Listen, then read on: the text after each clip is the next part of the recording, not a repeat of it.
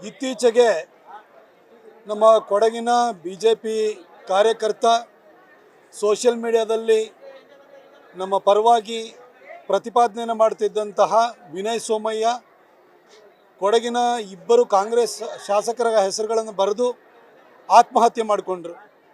ಇವತ್ತು ನಮ್ಮ ಇನ್ನೊಬ್ಬ ಹಿಂದೂ ಕಾರ್ಯಕರ್ತ ದಕ್ಷಿಣ ಕನ್ನಡದಲ್ಲಿ ಸುಹಾಸ್ ಶೆಟ್ಟಿಯವರು ಬರ್ಬರವಾಗಿ ಹತ್ಯೆಗೊಳಗಾಗಿದ್ದಾರೆ. ನಾನು 2023 ಚುನಾವಣೆ ಸಂದರ್ಭದಲ್ಲಿ ಹೇಳಿದ್ದೆ, ಕಾಂಗ್ರೆಸ್ಸಿಗೆ ವೋಟ್ ಹಾಕಿದರೆ ಕನ್ನಡಿಗರ ಸರ್ಕಾರ ಬರಲ್ಲ, ತಾಲಿಬಾನಿ ಸರ್ಕಾರ ಬರುತ್ತೆ ಅಂತ. ಅದೇ ಪರಿಸ್ಥಿತಿ ಇವತ್ತು ನಿರ್ಮಾಣವಾಗ್ತಾ ಇದೆ.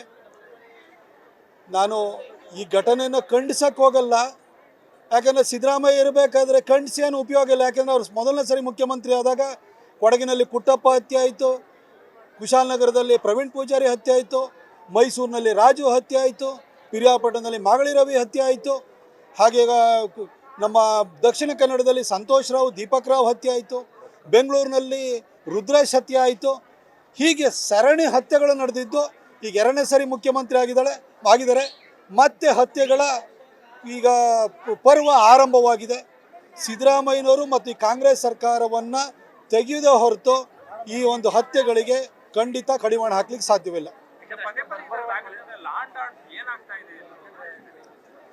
ಸಿದ್ದರಾಮಯ್ಯನವರು ಮುಖ್ಯಮಂತ್ರಿ ಆಗಿರುವಾಗ ಈ ಹಿಂದೆನೂ ಕೂಡ ಇಲ್ಲೇ DC ಶಿಖಾ ಅವರಿಗೆ ನಿಲ್ಲಿಸುವಂಥ ಕೆಲಸ ಆಯಿತು. ರಶ್ಮಿ ಮಹೇಶ್ ಅವ್ರ ಮೇಲೆ ದಾಳಿ ಆಯಿತು, PSI ಜಗದೀಶ್ ಮೇಲೆ ಡ್ರ್ಯಾಗರ್ನಲ್ಲಿ ಚುಚ್ಚಿದ್ರು, ಮಲ್ಲಿಕಾರ್ಜುನ್ ಬಂಡೆ ಹತ್ಯೆ ಆಯಿತು, ಹಾಗೆ MK ಗಣಪತಿಯವರು ಅನುಮಾನಾಸ್ಪದವಾಗಿ ತೀರ್ಕೊಂಡ್ರು, DK ರವಿ ಪ್ರಕರಣ ಸಂಭವಿಸಿತು.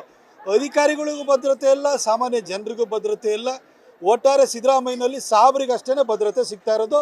ಸಾಬ್ರು ಹಿಂದೂಗಳನ್ನು ಕೊಲೆ ಮಾಡೋದಕ್ಕೆ ಅವ್ರಿಗೆ ಒಂಥರ ಫ್ರೀ ಪರ್ಮಿಟನ್ನು ಸಿದ್ದರಾಮಯ್ಯನವರು ಕೊಟ್ಟಂಗಿದೆ. ಅಲ್ಲಿ ಹಿಂದೆನೂ ಕೂಡ ಅವರು 2013ರಿಂದ 2018ವರೆಗೂ ಇದೇ ವಾತಾವರಣ ನೋಡಿದ್ದು. ಇವಾಗಲೂ ಅದೇ ವಾತಾವರಣ ಕಾಣಿಸ್ತಾ ಇದೆ.